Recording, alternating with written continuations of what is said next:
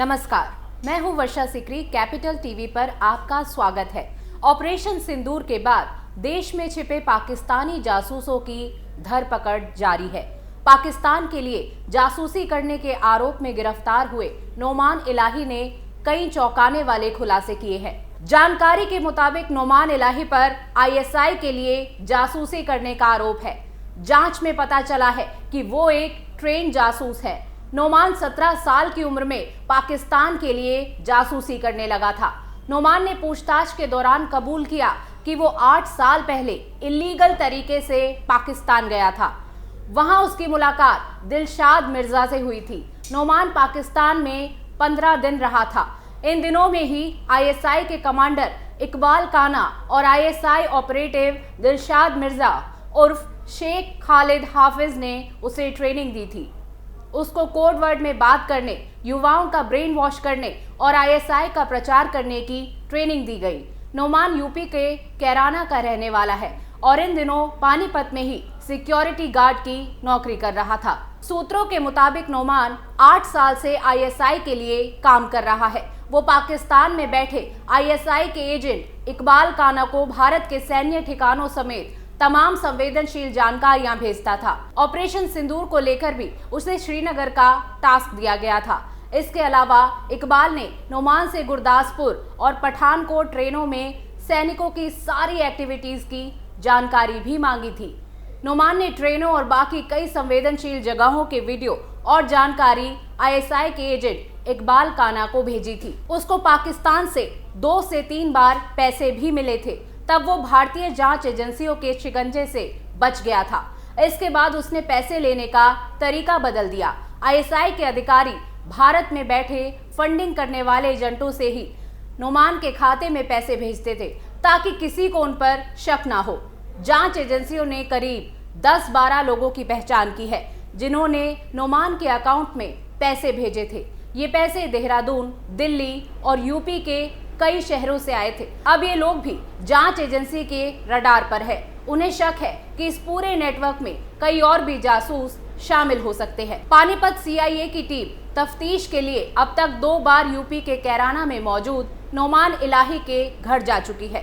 CIA ने पहले जनसेवा केंद्र संचालक से पूछताछ की और उसके बाद बेगमपुर मोहल्ले में मौजूद नोमान के घर को भी खंगाला गया, जहां से उसका पासपोर्ट समेत कई संदिग्ध डॉक्यूमेंट्स मिले। शनिवार रात सीआईए 1 की टीम नोमान को दोबारा उसके घर लेकर गई।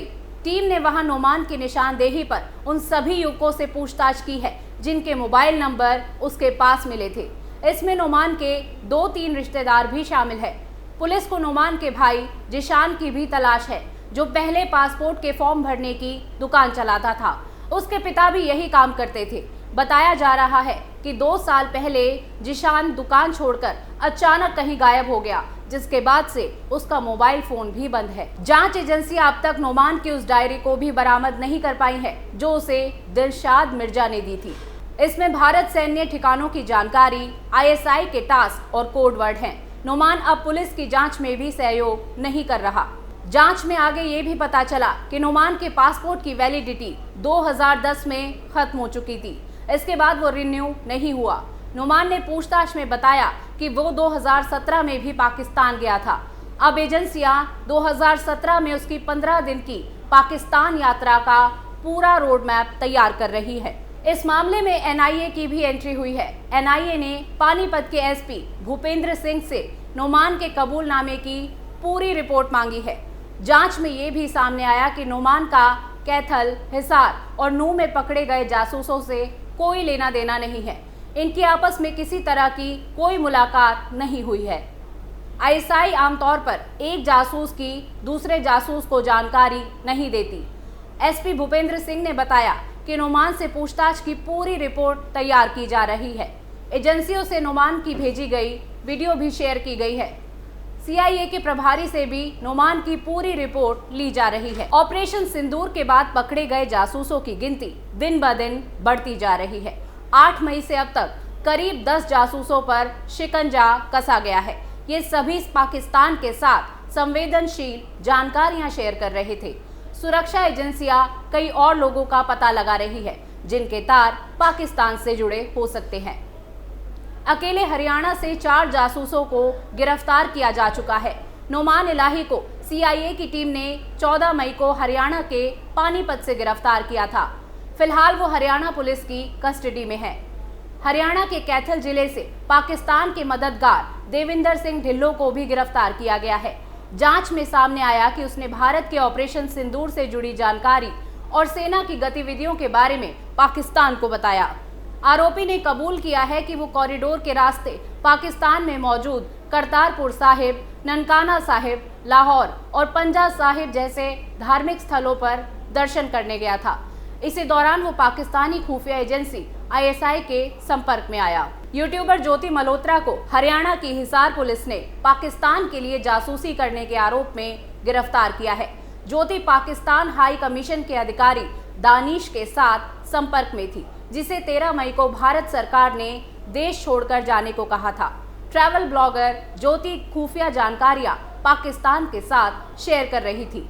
वो 2023 में पहली बार पाकिस्तान गई थी। साल 2023 से अब तक वो 3 बार पाकिस्तान जा चुकी हैं। ज्योति ने अपने इंस्टाग्राम पर पाकिस्तान से जुड़े कई वीडियो भी शेयर किए हैं। पाकिस्तान में उसकी मुलाकात दानिश से हुई थी, जिसके बाद से वो लगातार दानिश के संपर्क में थी। ज्योति को 5 दिन के रिमांड पर लेकर पूछताछ की जा रही है।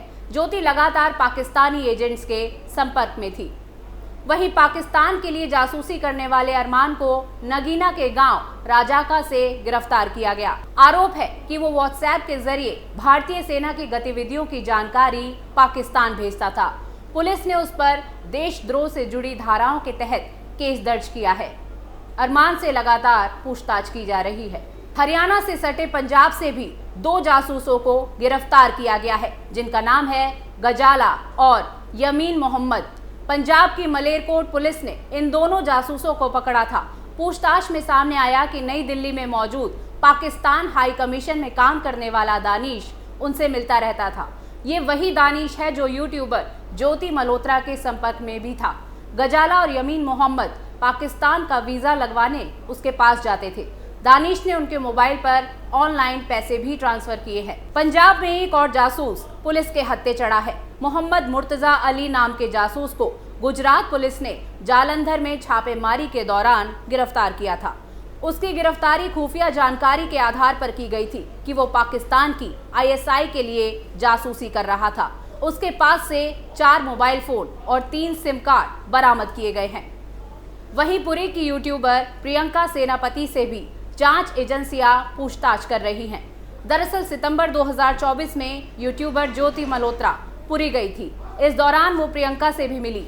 अब एजेंसियां पता लगाने की कोशिश कर रही है कि क्या प्रियंका को ज्योति की गतिविधियों की जानकारी थी या फिर वो कुछ शेयर कर रही थी। जासूस यूट्यूबर की लिस्ट में एक और नाम पर भी शक की सुई अटकी है। यूट्यूबर नवांकुर चौधरी पर भी पाकिस्तान के लिए जासूसी करने का आरोप लगा है। पुलिस इस मामले की जांच कर रही है। हालांकि नवांकुर चौधरी ने अपने ऊपर लगे सभी आरोपों से इनकार किया है।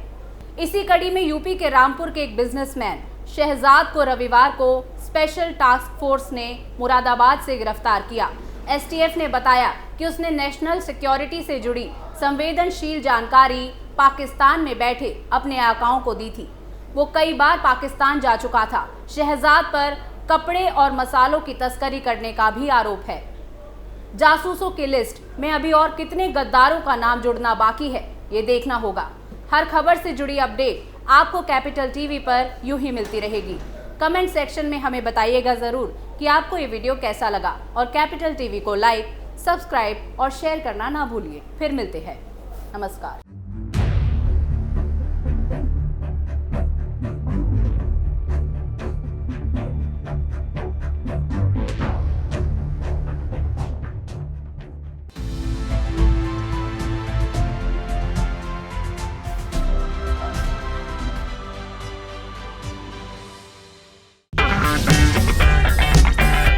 अगर आपको हमारा वीडियो पसंद आया हो तो इसे लाइक करें, हमारे चैनल को सब्सक्राइब करें और हाँ, बेल आइकन दबाना ना भूलें ताकि आप तक हमारे वीडियो की नोटिफिकेशन पहुंचती रहे।